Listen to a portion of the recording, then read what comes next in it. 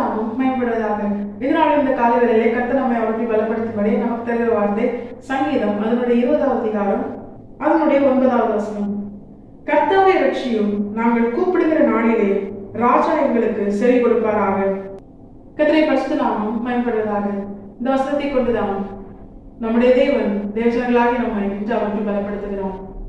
இந்த வசனம் கர்த்தருடைய இருதயத்திற்கு ஏற்ற கர்த்தருடைய தாசனாகிய தாவீது தன்னுடைய சங்கீதத்திலே கர்த்தரை நோக்கி பாடும் பொழுது அவர் சொன்ன வார்த்தை.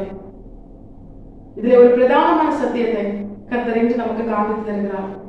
கர்த்தாவை ரட்சியும், நாங்கள் கூப்பிடுகிற நாளிலே ராஜா எங்களுக்கு செவி கொடுப்பாராக.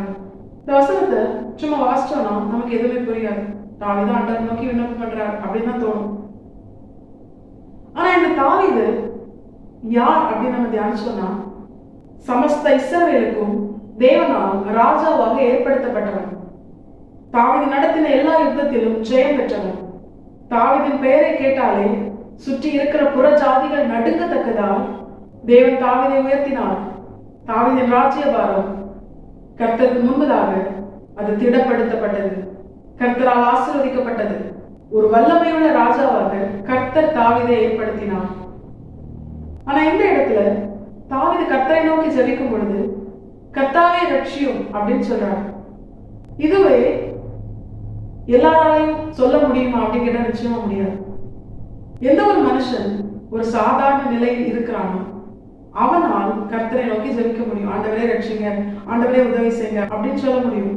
ஆனா தேவனால் உயர்த்தப்பட்ட பிற்பாடும் இனி ஒரு குறையும் இல்லை, இனி ஒரு நெருக்கமும் இல்லை, இனி யார்கிட்ட போய் என்ன பண்ண வேண்டாம், உதவிக்காக நிற்க வேண்டாம், எனக்கே எல்லா வல்லமை இருக்கு அப்படின்னு சொல்லி அந்த ஒரு நிலையில தேவனால் ஆசீர்வதிக்கப்பட்ட பிற்பாடும் ஆண்டவரே ரட்சியும் அப்படின்னு சொல்லி ஒரு மனுஷன் கேட்பது என்பது மிகவும் ஆச்சரியமான ஒரு காரியம். இங்கே தேவன் தாவீதை உயர்த்தி விட்டார், ராஜாவாக ஏற்படுத்தி விட்டார். ஆனா அதன் பிற்பாடும் தாவீது கர்த்தரை நோக்கி கர்த்தாவே ரட்சியும் என்று தான் ஆட்டு தொழுவத்திலே ஆடுகளுக்கு பின்பதாக சென்று கொண்டிருந்த பொழுது கர்த்தரை நோக்கி கெஞ்சினது போல, கர்த்தரை நோக்கி ஜெபித்தது போல, கர்த்தரை நோக்கி விண்ணப்பம் பண்ணினது போல இப்பொழுதும் அவன் ஜெபிக்கிறான். இதுதான் தேவன் பார்வையில தாவீது வெளிப்படுத்தின நன்மையான சுபாவங்கள். இது தேவனுக்கு மிகவும் பிரியமா இருந்தது. ஏன்னா மனுஷ சுபாவம் எப்படி மாறும் தெரியுமா? கஷ்டப்படும் பொழுது ஆண்டவரே ரட்சியும் என்று கூப்பிடுவது மிக எளிது. ஆனா கர்த்தரால் ஆசீர்வதிக்கப்பட்டு உயர்த்தப்பட்ட பிற்பாடு அதே தாழ்மை, அதே ஒரு சுபாவம், ரட்சிப்பு கர்த்தருடையது என்கிற அந்த சத்தியத்தை உணர்ந்த இருதயம், உணர்வுள்ள இருதயம், இதை கர்த்தரால் ஆசீர்வதிக்கப்பட்ட பிற்பாடும் ஒரு மனுஷன் வெளிப்படுத்தினால் நிச்சயமாய் அப்படிப்பட்ட மனுஷனை கர்த்தர் கைவிடவே மாட்டான். ஏன்னா எந்த நிலையிலும் அவன் என்ன பண்ணல, தாவீது தன்னுடைய பலத்தையும் தன்னுடைய கரத்தை கர்த்தர் போருக்கும் தன்னுடைய விரல்களை யுத்தத்திற்கும் படிப்பித்திருக்கிறார் என்று அவனை சொல்லுகிறான். எனக்கு தான் இப்ப போர் செய்ய தெரியுமே, எனக்கு தான் இப்ப யுத்தம் செய்ய தெரியுமே, என் விரலுக்கு கூட தெரியுமே அப்படின்னு சொல்லி தாவீது தன்னையும் தன் பலத்தையும் தன் ஜனத்தையும் தன்னுடைய எந்த ஒரு காரியத்தையும் நம்பாமல் ரட்சிப்பு கர்த்தருடையது என்கிற சத்தியத்தை உணர்ந்து கர்த்தாவை ரட்சியும் என்று கர்த்தரை நோக்கி கேட்கிறான், கர்த்தரை நோக்கி ஜெபிக்கிறான். அது மாத்திரமல்ல, இந்த வசனத்தின் அடுத்த பகுதி இன்னும் நமக்குள்ளே ஒரு ஆச்சரியத்தை அது ஏற்படுத்தும். அதுதான், நாங்கள் கூப்பிடுகிற நாளிலே ராஜா எங்களுக்கு செவி கொடுப்பாராக. தாவீது என்ன சொல்றாரு? கர்த்தரை தான் தன்னுடைய ராஜா என்று சொல்லுகிறார். ஆனா தாவீது இப்ப யாருதான்? தாவீது ராஜா தான். ஆனா தாவீது கர்த்தர் தன்னை ஏற்படுத்தின அந்த நிலையிலிருந்து கர்த்தரை நோக்கி விண்ணப்பம் பண்ணாமல் கர்த்தர் தன்னை எடுத்த நிலையிலிருந்து கர்த்தரை நோக்கி விண்ணப்பம் பண்ணுகிறான். அந்த ஒரு மனநிலை தாவீதுக்கு மாறவே இல்லை. தாவீதை பொறுத்த வரைக்கும் ராஜானா அது கர்த்தர் மட்டும்தான், ரட்சிப்புனா அது கர்த்தரால் மட்டும்தான். ரட்சிப்பு கர்த்தரால் மட்டுமே வரும். தேவர்களாக நாம் இதை வாசிக்கும் பொழுது தாவீது கர்த்தருடைய இருதயத்துக்கு ஏற்றவன், கர்த்தர் தாவீதை ஆசீர்வதித்தார், தாவீதை உயர்த்தினார், தாவீதின் சிங்காசனத்தை ஸ்திரப்படுத்தி அதிலே ஆண்டவராகிய இயேசு கிறிஸ்து வெளிப்பட்டார் என்று தாவீதுக்கு கர்த்தர் செய்த நன்மைகளை நம்ம தியானிக்கிறோம், அதை வாஞ்சிக்கிறோம், அதை ஆசைப்படுறோம். அந்த ஆசீர்வாதங்கள் ஆண்டவர் எனக்கும் செய்யணும்னு சொல்லி ஒவ்வொரு தேவ பிள்ளையும் தன்னுடைய இருதயத்துல அதை வாஞ்சிப்பதை கர்த்தர் அறிந்திருக்கிறார். அதை அறிந்த கர்த்தர் அதை நமக்கும் செய்ய ஆயத்தமாய் இருக்கிறதுனால நாமும் தாவீதை போல நம்முடைய வாழ்க்கையில் மாற வேண்டும் என்று கர்த்தர் விரும்புகிறார். ஏன்னா தாவீது இப்படிப்பட்ட ஒரு சுபாவத்தை உடையவனா இருந்ததுனாலதான் கர்த்தர் மேலான ஆசீர்வாதங்களை தாவீதுக்கு நிறைவாய் கொடுத்தார். விலக்கப்படாத, நீக்கப்படாத நித்திய கிருபையை தாவீதுக்கு கொடுத்தார். தேவர்களாகி நாம் தாவீதை போல எவ்வளவு உயர்த்தப்பட்டாலும், எவ்வளவு ஆசீர்வதிக்கப்பட்டாலும், எந்த நிலையிலிருந்து தேவன் நம்மை எடுத்தார் என்பதை மறக்கக்கூடாது. அப்படி மறந்துட்டோம்னா கர்த்தரை நோக்கி ராஜா என்று முழு இருதயத்தோடு நம்மால் ஜெபிக்க முடியாது. ஏன்னா நமக்குள்ள என்ன வந்துடும்? பெருமை வந்துடும். நான் இதுக்கு என்ன கர்த்தர் முன்னாடி இவ்வளவு தாழ்த்தணும் அப்படிங்கிற ஒரு எண்ணம் நமக்குள்ள வந்துடும். என்னால் என்ன என்னுடைய காரியத்தை கொண்டு என்னை ரட்சித்துக் கொள்ள முடியும் என்று ஒரு பொல்லாத பிசாசின் நினைவுகள், துர்குணங்கள் நமக்குள்ள வந்துடும்.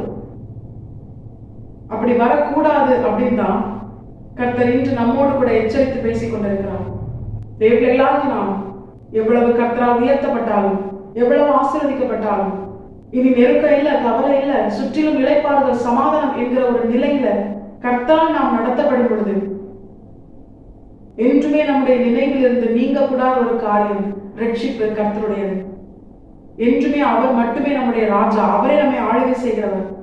உலக பிரகாரமா நம்ம உயர்ந்திருக்கலாம், உயர்ந்த பதவி, உயர்ந்த ஸ்தானம், ஐஸ்வர்யம், இதெல்லாம் நமக்கு வந்திருக்கலாம். இது எல்லாமே தந்ததே கர்த்தர் தான். ஆனா நம்முடைய முன்னிலைமை எப்படி இருந்தது என்று நம்ம மறந்துடக்கூடாது.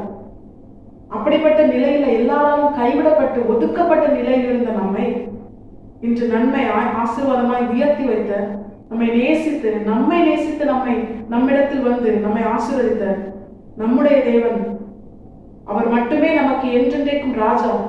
அவர் முன்பாக நாம் நம்மை தாழ்த்தி, அவர் நம்மை ஆளுகை செய்யும்படியார், அவர் நம்மை ரட்சிக்கும்படியார், அவர் நமக்கு நன்மை செய்யும்படியார் முழு இதயத்தோடு முழு ஆத்மாவோடு நாம் நம்மை தாழ்த்தி தேவனிடத்தில் ஜெபிக்கும் பொழுது கர்த்தர் நிச்சயமாய் எப்படி தாவீதை அவனுடைய எல்லா சத்துருக்களின் கரத்திற்கும் நீங்களாக்கி அவனை இளைப்பார பண்ணி அவன் சந்ததியை, அவனுடைய சிங்காசனத்தை ஸ்திரப்படுத்தி அவன் சந்ததியிலே ஆண்டவராகிய இயேசு கிறிஸ்து வெளிப்பட்டு தாவீதின் குமாரன் என்று தேவன் தம்மை மற்றவர்களுக்கு தெரியப்படுத்தத்தக்கதாய் இம்மையிலும் மறுமையிலும் தேவன் தாவீதை உயர்த்தி தாவீதிலே சர்வவல்லமையுள்ள தேவன் மகிமைப்பட்டது போல நம்முடைய வாழ்க்கையில நம்மையும் ஆசீர்வதித்து நம்முடைய தேவனாய் சர்வவல்லமையுள்ள தேவன் அவர் மகிமைப்பட அவர் ஆயத்தமாய் இருக்கிறார். நிச்சயமாய் அதை நமக்கும் செய்து முடிப்பார்.